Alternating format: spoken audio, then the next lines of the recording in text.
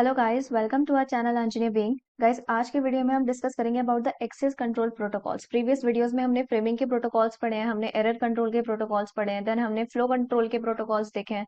So guys, सारे ही topics काफी important हैं। अब आता है आपके पास एक्सेस कंट्रोल प्रोटोकॉल्स। ये भी एक इंपॉर्टेंट टॉपिक है, डेटा लिंक लेयर का एक फंक्शन है। तो हमने देखा था कि प्रीवियस वीडियो में कि डेटा लिंक लेयर जो होता है उसके दो पार्ट्स में हमने डिवाइड किया है लेयर्स को, that is logical link layer and second is your media access control layer. तो जो आपका लॉजिकल लिंक लेयर होती है ये रिस्पॉन्सिबल होती है फ्लो एंड एरर कंट्रोल के लिए, जिसके मेथड्स हमने ऑलरेडी पढ़ लिए।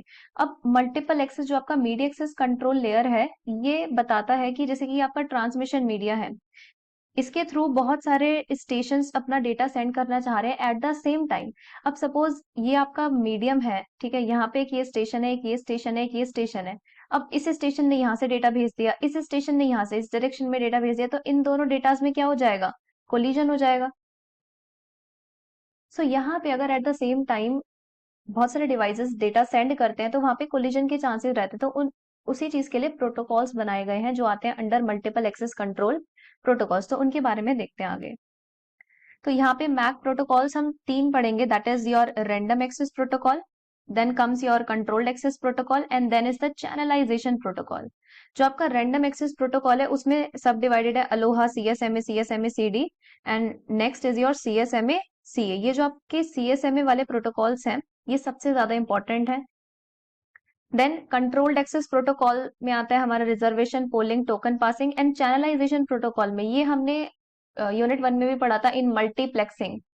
अगर आपको मल्टीप्लेक्सिंग वहां पे अच्छे से समझ में आता है तो यहाँ पे आपको बहुत अच्छे से ये सब समझ में आ जाएगा। एंड मैं बहुत ज्यादा एक्सप्लेन नहीं करूंगी यहाँ पे, क्योंकि जो मैंने मल्टीप्लेक्सिंग में एक्सप्लेन कर दिया था बिल्कुल सेम कॉन्सेप्ट है यहाँ पे भी। सो स्टार्ट करते हैं with the random access protocols. अब रैंडम एक्सेस नेम से ही पता चल रहा है, तो यहाँ पे क्या होगा कि जितने भी स्टेशन है, जैसे कि ये ट्रांसमिशन मीडिया है और ये स्टेशन है, इन सबको अपना डेटा भेजना है, तो सारे स्टेशन को इक्वल प्रिविलेज है, इक्वल उनको अपॉर्चुनिटी है कि वो अपना डेटा सेंड कर सकते हैं ओवर द नेटवर्क। ऐसा नहीं है कि किसी स्टेशन की ज्यादा प्रायोरिटी है, किसी की कम प्रायोरिटी, और कभी भी they can send the data.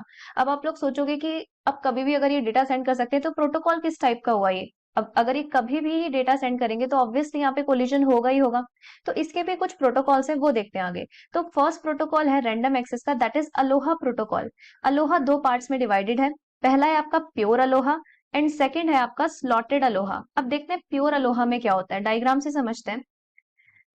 Pure Aloha में थोड़ा अगर हम थियोरेटिकली देखें तो यहाँ पे डिवाइसेस के बीच में कोई कोऑर्डिनेशन नहीं होता, कोई भी डिवाइस कभी भी अपना डेटा सेंड कर सकती है और यहाँ पर बहुत ज्यादा चांसेस ऑफ कोलिजन रहते हैं। यहाँ पे जो एफिशिएंसी होती है, थ्रूपुट होता है, वो बहुत कम होता है। यहाँ पे वल्नरेबल टाइम आपके लिए मेंशन्ड है, जिसका फॉर्मूला है 2 into TFR। TFR is the transmission time of the frame, और यहाँ पे जो थ्रूपुट का फॉर्मूला है that is G into E⁻⁻²G। ये दोनों फॉर्मूलाज आपको याद रखने हैं। ये मैक्सिमम थ्रूपुट की कंडीशन है। तो ये तीन चीजें आपको याद रखनी है, ये आपसे न्यूमेरिकल में पूछी जाती है। अब यहाँ पे जी जो वैल्यू है ये आपसे क्वेश्चन में मेंशन होगा कि जी क्या है आपको, या फिर बता रखा होगा कि how you can calculate G in the question. Diagram में देखते हैं कि क्या है हमारा प्योर अलोहा। तो यहाँ पे जैसे कि चार स्टेशन है, station 1, station 2, station 3 and station 4। And station 1 के फ्रेम्स है 1.1, 1.2, 1.3। स्टेशन 2 के फ्रेम्स है 2.1 एंड 2.2। स्टेशन 3 के फ्रेम्स हैं 3.1 एंड 3.2 एंड स्टेशन 4 के फ्रेम्स हैं 4.1। तो यहाँ पे टोटल कितने फ्रेम्स हैं? 8 फ्रेम्स हो गए टोटल। तो स्टेशन 1 ने अपना फ्रेम भेजा 1.1, ठीक है, नीचे और कोई भी किसी भी स्टेशन ने अपना फ्रेम सेंड नहीं किया। फिर स्टेशन 1 ने अपना फ्रेम सेंड किया 1.2, फिर उसने देखा कि नीचे जो स्टेशन 3 है उसने भी अपना फ्रेम भेज दिया, तो इन दोनों में क्या होगा? कोलिजन होगा। साइमल्टेनियसली फिर स्टेशन 2 ने भी इनके एंड होने से पहले, इन दोनों के फर्स्ट एंड थर्ड के एंड होने से पहले ही स्टेशन 2 ने भी अपना फ्रेम भेज दिया और स्टेशन 4 ने भी अपना फ्रेम भेज दिया। तो इन चारों फ्रेम्स में क्या हो जाएगा? कोलिजन। इसलिए यहाँ पे लिखा है कि ये कोलिजन ड्यूरेशन है, यहाँ पे इन चारों फ्रेम्स में कोलिजन हो रहा है, यानी कि डेटा सक्सेसफुली ट्रांसमिट नहीं हो पाएगा। सिमिलरली ये दोनों फ्रेम्स, फ्रेम 1.3 एंड फ्रेम 1.2, इनमें भी कोलिजन होगा क्योंकि एट द सेम टाइम दो स्टेशन ने अपना फ्रेम भेज दिया। ये वाला जो है आपका फ्रेम 3.2 ये सक्सेसफुली ट्रांसमिट हो जाएगा, और आपका ये फर्स्ट फ्रेम जो था ये भी सक्सेसफुली ट्रांसमिट हो जाएगा। तो आप ये देखो 8 फ्रेम्स में से सिर्फ 2 फ्रेम्स ऐसे हैं जो सक्सेसफुली ट्रांसमिट हो पाए। तो एफिशिएंसी की अगर हम बात करें तो टोटल कितने? 8 फ्रेम्स, और सक्सेसफुली ट्रांसमिट हो पाए 2 ही फ्रेम्स। इंटू 100 अगर आप करोगे तो इसकी एफिशिएंसी कितनी आई? सिर्फ 25% इसकी एफिशिएंसी है। So it is not a very good protocol. इसी का ही दूसरा version that is the slotted Aloha. अब इसमें क्या था ऊपर वाले में, प्योर अलोहा में, कि कोई भी फ्रेम आप कभी भी सेंड कर रहे हो, कोई इसमें प्रोटोकॉल नहीं है। तो यहाँ पे भी सेम कहानी है कि 4 स्टेशन है, लेकिन ये कहता है कि हम क्या करेंगे, टाइम को स्लॉट्स में डिवाइड कर देंगे, जैसे कि स्लॉट 1, स्लॉट 2, 3, 4, 5 एंड 6। यहाँ पे हमने स्लॉट्स में डिवाइड कर दिया और फ्रेम हमारे वही है 1.1, 1.2, यहाँ पे 2.1, 2.2, 2.3, 2.4, okay, sorry, 3.1 and 3.2, and here comes 4.1 and 4.2. These are the frames. तो यहाँ पे भी टोटल 8 फ्रेम्स हैं और हमने टाइम को स्लॉट्स में डिवाइड कर दिया। अब ये प्रोटोकॉल क्या कहता है कि अगर किसी भी फ्रेम को ट्रांसमिट करना है किसी भी स्टेशन को, ठीक है, जैसे ये स्टेशन कोई भी फ्रेम ट्रांसमिट करना चाहता है, तो वो starting of the time slot he transmit करेगा, बीच में नहीं ट्रांसमिट कर सकता कोई भी फ्रेम। जैसे कि मान लो यहाँ पे टाइम है 12, यहाँ पे है 12:05, यहाँ पे है 12:10 एंड सो ऑन, इस तरीके से आपके टाइमिंग्स हैं। अब मान लो कि स्टेशन 1 ने अपना फ्रेम भेजा एट 12, तो ठीक है, स्टार्टिंग ऑफ द फ्रेम उसने फ्रेम भेज दिया। मान लो स्टेशन 2 ये कहता है कि मुझे अपना फ्रेम भेजना है 12:02 पे, तो क्या ये भेज सकता है अपना फ्रेम इस टाइम पे? तो सिस्टम कह देगा नहीं अभी मत भेजो, आप 12:05 पे भेजना जब स्टार्ट होगा नेक्स्ट स्लॉट। तो हमेशा आप स्टार्टिंग ऑफ द स्लॉट में ही अपना फ्रेम सेंड करोगे, बीच में नहीं सेंड कर सकते, ये कहता है स्लॉटेड अलोहा। तो अगर आप यहाँ पे एफिशिएंसी की बात करो तो इन दोनों फ्रेम्स में कोलिजन होगा और यहाँ पे इन दोनों फ्रेम्स में कोलिजन होगा, तो 8 आउट ऑफ 4 फ्रेम्स में कोलिजन है। तो अगर हम इसकी एफिशिएंसी देखें तो 4 फ्रेम्स सक्सेसफुली ट्रांसमिट हो पा रहे हैं ये चारों, और टोटल आपके फ्रेम्स है 8 इंटू 100। तो यहाँ पे अगर हम एफिशिएंसी की बात करें तो 50% की एफिशिएंसी, तो प्योर अलोहा से तो ज्यादा ही है ना। वहां पे सिर्फ 2 ही ट्रांसमिट हो पा रहे थे सक्सेसफुली, यहाँ पे 4 ट्रांसमिट हो पा रहे हैं successfully. So that is what Aloha and slotted Aloha. यहाँ पे भी थ्योरी में आपको वल्नरेबल टाइम दिया हुआ है। वल्नरेबल टाइम का मतलब ये होता है कि वो टाइम जब जहां पे आपके कोलिजन के चांसेस मैक्सिमम है, तो वो transmission time of the frame के इक्वल है आपका वल्नरेबल टाइम। यहाँ पे throughput and S max and G आपके लिए गिवन है। सो ये कंडीशन आपको याद रखनी है और वल्नरेबल टाइम एंड थ्रूपुट का फॉर्मूला याद रखना है। So that is about aloha. Next comes CSMA, that is carrier sense multiple access. अब ये क्या कहता है कि अगर आपको कोई भी डेटा सेंड करना है,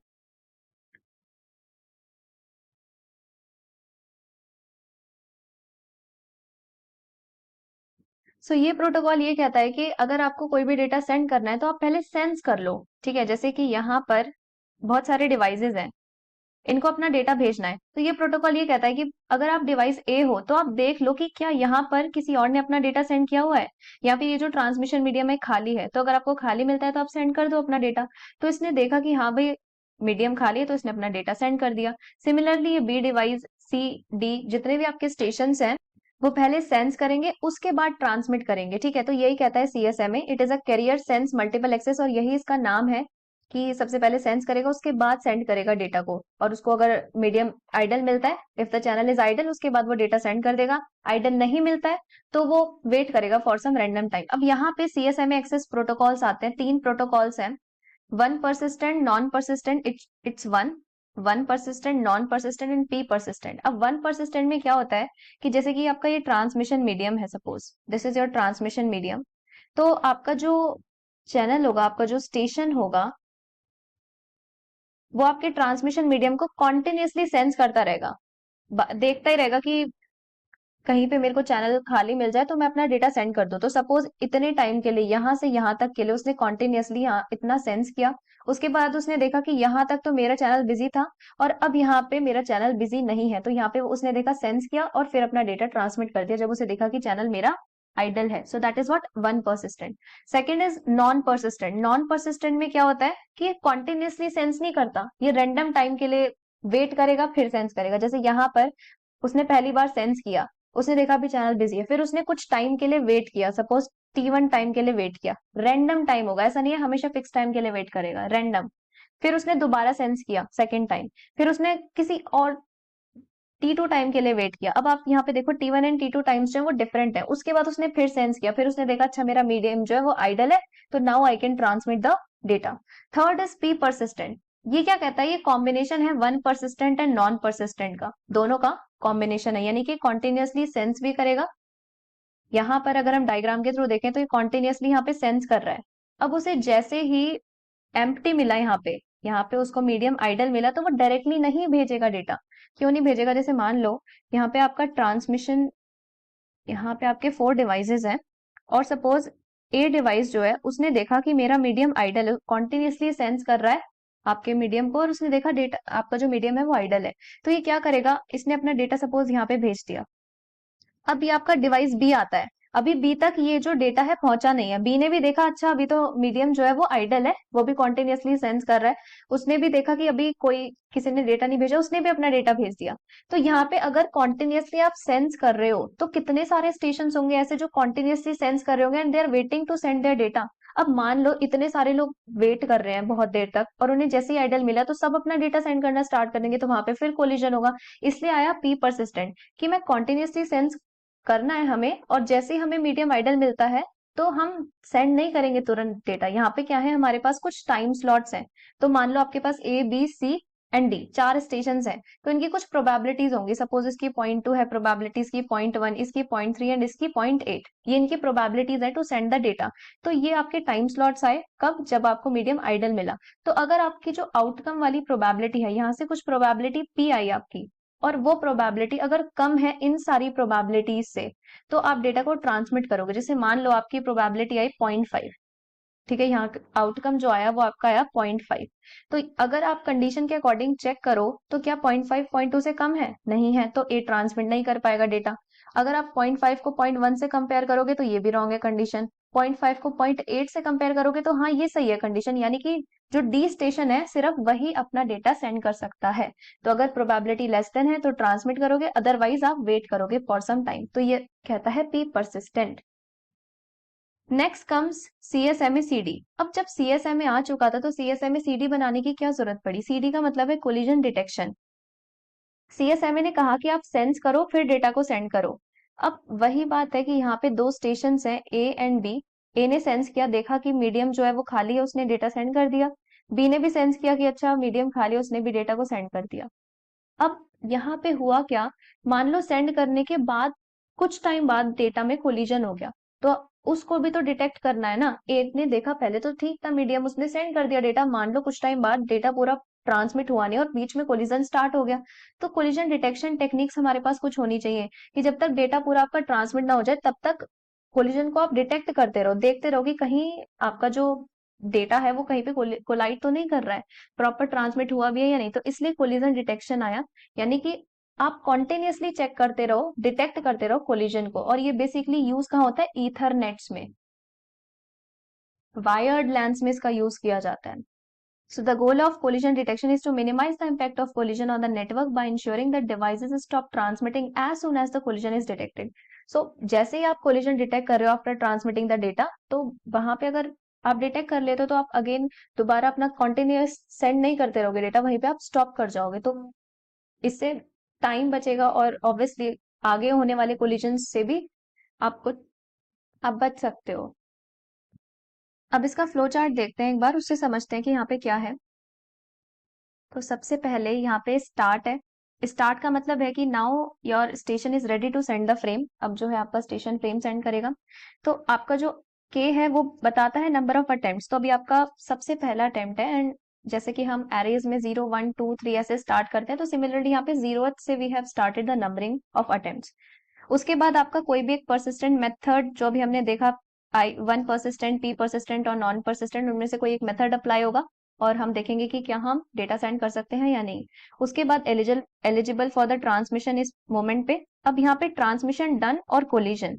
तो अगर आपका डेटा ट्रांसमिट नहीं हो पाया है किसी वजह से, तो आप दोबारा से ट्रांसमिट करोगे और एक्नॉलेजमेंट को रिसीव करने की कोशिश करोगे।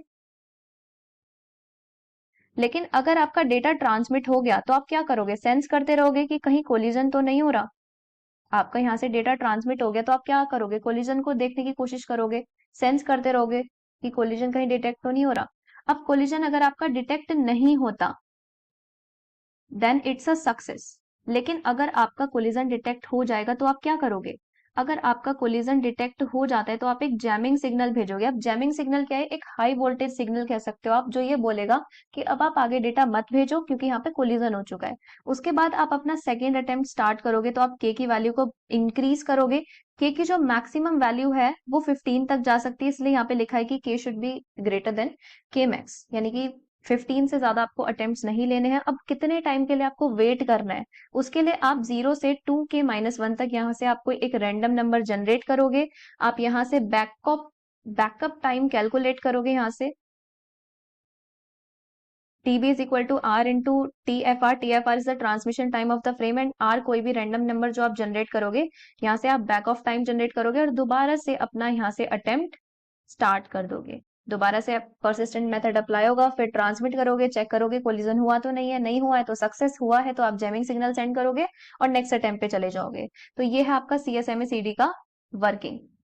नेक्स्ट आता है आपका CSMA CA। अब CSMA CD में क्या होता है? मैंने आपको अभी बताया कि CSMA CD जो है वो ईथरनेट्स में इसको यूज किया जाता है, यानी कि वायर्ड लैन्स में इसका यूज किया जाता है। तो जैसे कि मान लो यहाँ पे आपका एक फ्रेम ये है, वायर है जिसमें फ्रेम्स सेंड हो रहे हैं, और एक फ्रेम ये है, और मान लो ये कोलाइड कर जाते हैं। तो इनिशियली सपोज 5 वोल्ट थी एनर्जी, और कोलाइड करने के बाद, कोलिजन के बाद इनकी 10 वोल्ट हो गई सपोज एनर्जी। तो कभी कभी क्या होता है कि अगर आपका कॉपर का वायर है तो वो मेल्ट होना स्टार्ट हो जाता है, तो हमें यहाँ पे डिटेक्ट करना आसान हो जाता है कि हाँ कोलिजन हुआ है।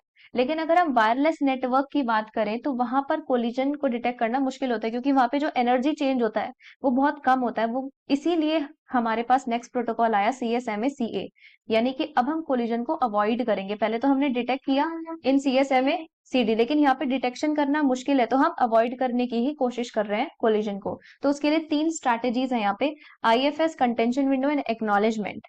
इसको भी डायग्राम से समझते हैं। तो यहाँ पे आपका पहले सिस्टम जो है वो कॉन्टिन्यूसली सेंस करते रहेंगे सारे स्टेशन की आपका जो ट्रांसमिशन मीडियम है क्या वो बिजी है, आइडल मिल जाता है तो डायरेक्टली नहीं सेंड करेंगे। 3 हमारे पास स्टेजेस है: IFS, contention window and then acknowledgement. तो आप यहाँ पे कॉन्टिन्यूसली सेंस करते जा रहे हो और आपको अपना स्टेशन कैसा मिल रहा है? बिजी मिल रहा है।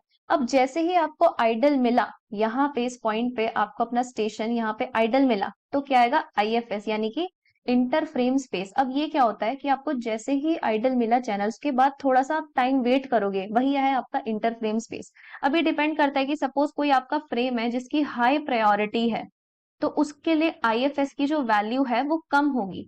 लेकिन अगर आपका कोई फ्रेम ऐसा है जिसकी प्रायोरिटी कम है, तो आप उसके लिए जो अपनी IFS की वैल्यू है, जो टाइम आप वेट कर रहे हो, वो आप थोड़ा बढ़ा दोगे। ठीक है, यहाँ पे बढ़ा दोगे। तो अगर फ्रेम की प्रायोरिटी ज्यादा है तो टाइम कम रखोगे, जल्दी से सेंड कर दोगे डेटा, अदरवाइज डेटा टाइम को थोड़ा बढ़ा दोगे IFS जो आपका इंटर फ्रेम स्पेस है।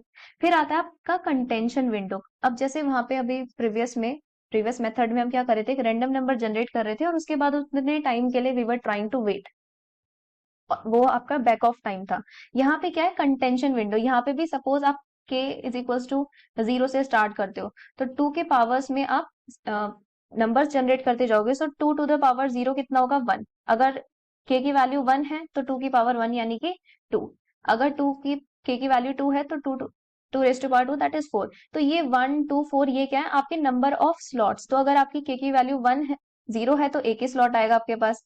यहाँ पे k की वैल्यू कितनी है? 1, तो आपके पास 2 स्लॉट्स आ जाएंगे। यानी कि जितने भी आपकी k की वैल्यू होगी उसके हिसाब से आप नंबर ऑफ यहाँ से स्लॉट्स जनरेट करोगे और उतने टाइम के लिए वेट करोगे। वो क्या है? आपका कंटेंशन विंडो। तो यहाँ पे आप ये देखो कि हमने IFS हमारा वेटिंग था, कंटेंशन विंडो फिर हमने वेट किया, उसके बाद आएगा आपका एक्नॉलेजमेंट जो हमारा थर्ड स्ट्रैटेजी थी। यानी कि अब आपने डेटा को ट्रांसमिट कर दिया, अब आप वेरीफाई करो कि डेटा ट्रांसमिट हुआ भी, रिसीव प्रॉपरली हुआ भी या नहीं हुआ। ठीक है, तो ये है आपका CSMA विद कोलिजन अवॉइडेंस, यानी कि काइंड ऑफ ये एक्स्ट्रा वेटिंग है आपकी IFS एंड कंटेंशन विंडो। अब इसको समझते हैं विद द फ्लो चार्ट। तो ये भी बिल्कुल सिमिलर है CSMA CD की तरह, बस यहाँ पे एक्स्ट्रा वेटिंग जो है आपकी IFS एंड कंटेंशन विंडो वो ऐड हो गई है। तो यहाँ पे सबसे पहले स्टार्ट आया, आपका फर्स्ट अटेम्प्ट है तो k इक्वल्स टू 0 से आपने स्टार्ट किया, कोई भी एक परसिस्टेंट मेथड अप्लाई किया। CSMA पढ़ रहे हो आप तो CSMA एक्सेस मेथड्स जो है persistent, I1 persistent, P persistent and your non persistent, ये 3 मेथड्स आप अप्लाई करोगे। अब फिर आप चेक करोगे कि क्या आपको अपना चैनल जो है वो आइडल मिला या नहीं। अब मान लो आपको चैनल आइडल नहीं मिलता, ठीक है, सपोज आपको चैनल आइडल नहीं मिलता तो आप क्या करोगे, दोबारा से यहाँ पे रीअटेम्प्ट करोगे, के की वैल्यू को इंक्रीज करोगे ऑब्वियसली, तो रीअटेम्प्ट आ जाएगा आपका। अगर आपको चैनल आइडल मिल जाता है तब आप आगे बढ़ोगे, तो जैसा कि मैंने अभी डायग्राम में आपको दिखाया कि यहाँ पे चैनल आपको आइडल मिल जाता है तो क्या आएगा, आईएफएस वाला पार्ट आएगा, तो इसीलिए यहाँ पे आया है इंटर फ्रेम स्पेस। तो वेट करोगे इंटर फ्रेम स्पेस टाइम के लिए, तो ये भी एक टाइमिंग होगी, फ्रेम की प्रायोरिटी ज्यादा होगी तो आईएफएस का टाइम जो होगा वो कम होगा। उसके बाद आप फिर चेक करोगे क्या अब भी आपका जो मीडियम है क्या वो अभी आइडल है। अगर आपको आइडल मिलता है फिर क्या पार्ट आएगा आपका, कंटेंशन विंडो वाला पार्ट आएगा। तो पहला वेटिंग था आईएफएस, फिर अगर आपको आइडल मिलता है सिस्टम तो आपका कंटेंशन विंडो वाला पार्ट आएगा, जिसमें कि आप एक रैंडम नंबर जनरेट कर रहे थे और उतने नंबर ऑफ स्लॉट्स के लिए वेट कर रहे थे। ठीक है, तो यहाँ पे लिखा है वेट आर स्लॉट्स। अब सपोज अगर आपको आइडल नहीं मिलता तो आप क्या करोगे, यहाँ पे अगर आइडल नहीं मिला आपको, आईएफएस वेट करने के बाद दोबारा से यहाँ पे आप k इज इक्वल टू 0 पे जा रहे थे तो दोबारा आप यहाँ से दोबारा से काम करना स्टार्ट कर दोगे और फिर चेक करोगे। अब मान लो कि आपने यहाँ पे आर स्लॉट्स के लिए वेट किया और अपना अब आपने फ्रेम को सेंड कर दिया, उसके बाद वेट टाइम आउट, देन आपका एक्नॉलेजमेंट रिसीव्ड। अब इसका क्या मतलब है कि अगर आपका एक्नॉलेजमेंट आ जाता है with in a certain period of time तो आप क्या करोगे, फिर आपका अगर एक्नॉलेजमेंट आ जाता है यानी कि आपका डेटा ट्रांसमिट हो चुका है, that means it's a success. लेकिन अगर आपका डेटा एक्नॉलेजमेंट नहीं आता है यानी कि डेटा रिसीव नहीं हुआ होगा, तो आप दोबारा से अपने नेक्स्ट अटेम्प्ट पे जाओगे। वो जो वैल्यू है 15 से कम होनी चाहिए, 15 से ज्यादा अटेम्प्ट आपको नहीं लेने हैं, और 15 से ज्यादा हो चुके हैं अटेम्प्ट तो अबॉर्ट कर दोगे। अदरवाइज आप अपना प्रोसेस जो है यहाँ से दोबारा से कंटिन्यू कर दोगे, जो अभी हमने पूरा प्रोसेस किया है यहाँ पे, यहाँ तक। फाइन। तो हमने सबसे पहले क्या किया, वही जो हम सीएसएम में सीडी में कर रहे थे कि हम सबसे पहले एक परसिस्टेंट मेथड लगा रहे थे। बस यहाँ पे क्या है कि एक्स्ट्रा वेटिंग आ गई है, आईएफएस की आई है सबसे पहले। अगर आइडल मिलता है तो दोबारा से हम वेट करेंगे फॉर द कंटेंशन विंडो, और उसके बाद हम उतने टाइम स्लॉट्स के लिए वेट करेंगे एंड देन हम डेटा सेंड कर देंगे एंड देन एक्नॉलेजमेंट का वेट करेंगे। आ जाता है तो ठीक है, अदरवाइज रीट्रांसमिशन कर देंगे डेटा का। तो ये है CSMA with collision avoidance. Next आता है आपका कंट्रोल्ड एक्सेस प्रोटोकॉल्स। तो हमने प्रीवियस देखा रैंडम एक्सेस प्रोटोकॉल, तो रैंडम में क्या था कि कोई भी अपना डेटा कभी भी सेंड कर सकता है, बट उसके लिए भी हमने कुछ अलोहा पढ़ा, सीएसएमए पढ़ा, CSMA with CDN, CSMA with CA पढ़ा, तो वहां पे कहीं ना कहीं चांसेस थे कोलिजन के। सेकेंड है आपका कंट्रोल्ड एक्सेस प्रोटोकॉल। इसमें क्या है कि सारे डिवाइसेस को at the same time data send करना अलाउड नहीं है, तो यहाँ पे जो कोलिजन के चांसेस है वो बहुत ही कम है।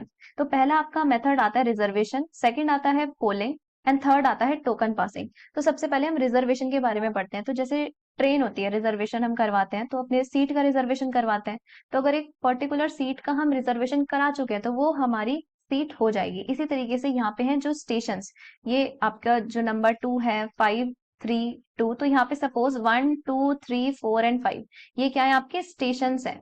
अगर ये स्टेशन रिजर्वेशन करवा लेंगे तो इनको डेटा सेंड करना अलाउड हो जाएगा, अपना रिजर्वेशन नहीं कराएंगे तो डेटा इनको सेंड करने नहीं दिया जाएगा। अब ये है आपका रिजर्वेशन ब्लॉक काइंड ऑफ।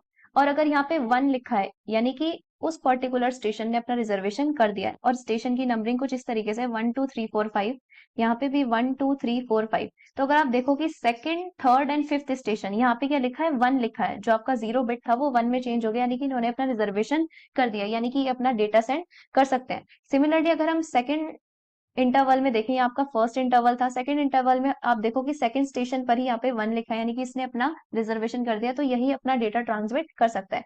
जो रिजर्वेशन करेगा वही अपना डेटा ट्रांसमिट कर सकता है। So that is what reservation. Second is polling. तो पोलिंग को भी डायग्राम से समझते हैं। अब यह पोलिंग में क्या होता है कि एक आपकी सुपीरियर डिवाइस होती है, काइंड ऑफ मास्टर डिवाइस, जिसको हम प्राइमरी के नाम से जानेंगे, और एक बाकी के आपके होते हैं सेकेंडरी डिवाइस, जैसे कि यहाँ पे ए एंड बी है। तो अगर ए और बी, ए को डेटा सेंड करना है बी को, तो वो डायरेक्टली सेंड नहीं करेगा, वो through this master device send होगा डेटा। तो यहाँ पे सबसे पहले जो प्राइमरी डिवाइस है वो पोल करेगी। तो सपोज प्राइमरी डिवाइस ने यहाँ पे पोल किसको किया, ए डिवाइस को, इस वाली डायरेक्शन में इसने किसको पोल किया, ए को पोल किया। ए ने सेंड किया नेगेटिव एक्नॉलेजमेंट, यानी कि ए के पास डेटा नहीं है सेंड करने के लिए। ठीक है, सेकेंड टाइम प्राइमरी डिवाइस ने पोल किया बी को, तो बी ने क्या सेंड किया, डेटा सेंड कर दिया, यानी कि एक्नॉलेजमेंट सेंड करता तो फिर दोबारा से उसको दोबारा एक स्टेप लग जाता डेटा सेंड करने के लिए। तो इसने क्या करा, फ्रेम ही सेंड कर दिया डेटा का, यानी कि इसके पास था डेटा सेंड करने के लिए, और यहाँ पे प्राइमरी डिवाइस ने एक्नॉलेजमेंट भेज दिया कि ओके डेटा रिसीव हो चुका है। तो ये कब यूज होगा, जब आपका प्राइमरी डिवाइस पोल करेगा कि क्या आपके पास डेटा है सेंड करने के लिए, तो मुझे भेज दो, मैं किसी को डेटा सेंड कर दूंगा। नेक्स्ट आता है आपका इसमें second part, that is the select function. अब इसमें क्या होगा, प्राइमरी डिवाइस के पास अब डेटा रिसीव हो चुका है यहाँ पे, किसके थ्रू, पोलिंग के थ्रू। अब मान लो इसने डेटा रिसीव तो कर लिया, अब इसे सेंड भी तो करना है, तो ये सबसे पहले सेलेक्ट करेगा।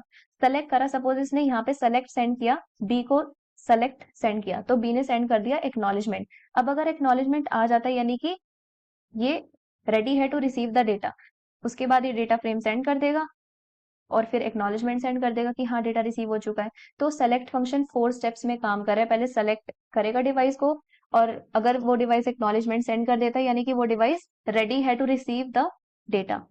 उसके बाद जो आपका प्राइमरी डिवाइस है वो यहाँ से डेटा सेंड कर देगा, और फिर जो आपका सेकेंडरी डिवाइस है वो यहाँ से एक्नॉलेजमेंट सेंड करेगा 4th स्टेप में कि डेटा रिसीव हो चुका है। So that is what select function. Efficiency अगर आपको कैलकुलेट करनी हो तो आप इससे कैलकुलेट कर सकते हो, transmission time upon transmission time plus polling time. तो ये है आपका पोलिंग। नेक्स्ट है आपका टोकन पासिंग। तो टोकन पासिंग को भी हम डायग्राम से समझ सकते हैं कि सपोज यहाँ पे 4 स्टेशन है, स्टेशन 1 2 3 एंड 4। तो वही है कि जिसके पास टोकन होगा वो डेटा सेंड कर सकता है, जिसके पास टोकन नहीं होगा वो डेटा सेंड नहीं कर सकता। तो सपोज स्टेशन 1 के पास आएगा पहले टोकन, देन स्टेशन 2 के पास जाएगा, तो 1 बाय 1 सारे स्टेशन के पास टोकन जाएगा, और जिसके पास होगा वो सेंड कर सकता है डेटा, अदरवाइज नहीं कर सकता है डेटा सेंड। और यहाँ पे टोकन क्या होगा, कोई स्पेशल पैटर्न ऑफ बिट्स होगा जो आपका ये बता रहा होगा एक स्टेशन को कि हाँ तुम्हारे पास ये पैटर्न है, ये स्पेशल बिट का पैटर्न है, तो ये टोकन है, तो तुम डेटा सेंड कर सकते हो। सो that is what token passing.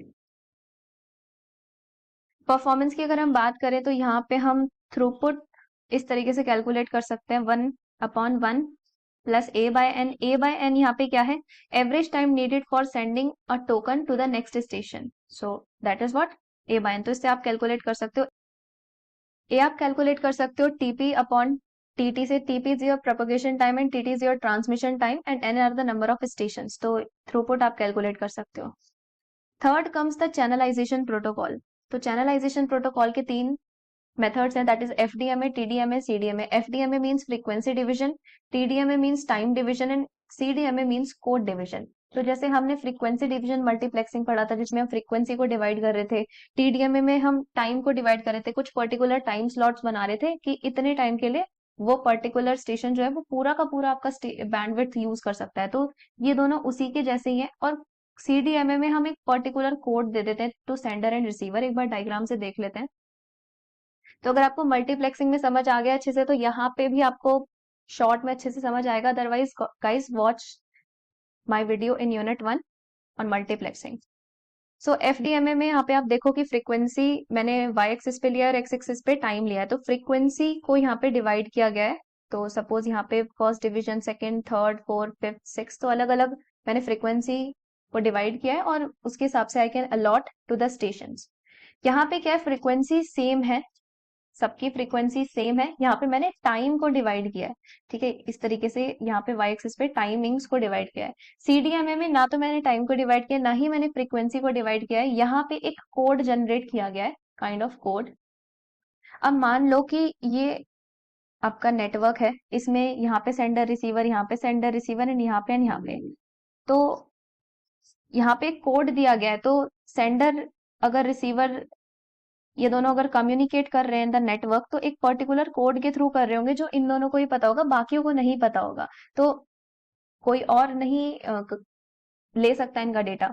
ठीक है, कोई और इंटरफेयर नहीं कर सकता, कोई और रिसीव नहीं कर सकता, कोई और सेंड नहीं कर सकता, क्योंकि इनके पास एक कोड है। इसको हम ऐसे समझ सकते हैं कि सपोज एक आपका रूम है और उस रूम में कुछ लोग फ्रेंच बोल रहे हैं, कुछ लोग जर्मनी बोल रहे हैं, कुछ लोग किसी और लैंग्वेज में बात कर रहे हैं, कुछ लोग तेलुगु में बात कर रहे हैं, तो कोई किसी को इतना डिस्टर्ब नहीं करेगा क्योंकि सब अलग लैंग्वेज में ही बात कर रहे हैं। तो वो अलग लैंग्वेज क्या है, कोड।